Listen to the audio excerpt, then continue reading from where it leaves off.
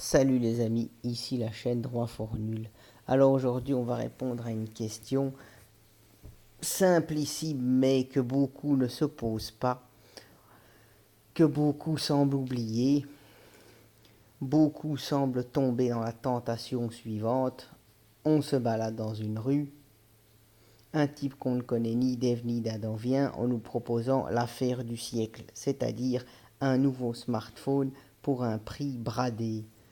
Alors beaucoup se posent la question suivante, mais comment ça se fait qu'il propose un GSM aussi peu cher? Est-ce que c'est une imitation? Est-ce que c'est un faux GSM? Est-ce que c'est une copie qui vient de Chine et qui va casser au moindre choc? Eh bien non, la question qu'il faut se poser, c'est comment se fait-il que ce monsieur nous vende un GSM à un tel prix alors qu'au magasin il vaut 5 fois, 6 fois, 7 fois, parfois 10 fois le prix proposé. Eh bien, il est clair, chers amis, que ce prix aussi bas cache quelque chose de louche, cache quelque chose de malsain, cache l'origine douteuse de ce GSM.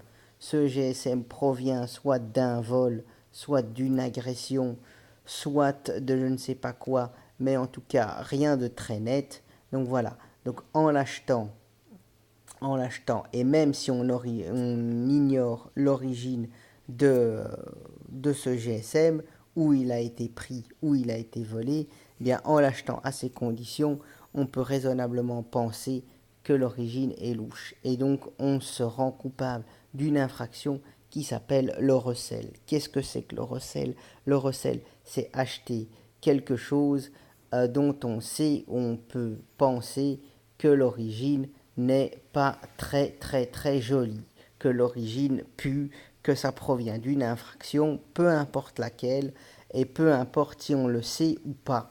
Ce n'est pas normal qu'une personne vende ce GSM à ce prix-là, ce n'est pas normal que ce GSM soit vendu à un prix aussi bas, donc il y a forcément quelque chose de louche. Maintenant, voilà, donc vous faites comme vous voulez, mais je tenais juste à vous dire que le recel, que ce soit dans le code pénal français ou le code pénal belge, c'est une infraction et qui est sévèrement punie. Je crois que dans le code belge, l'article 505 le punit de 5 ans d'emprisonnement et pareil dans le code pénal français. Donc voilà les amis, donc si maintenant vous avez un monsieur qui vous propose un iPhone à 50 euros, ne vous dites pas c'est pas cher, dites-lui va te faire voir.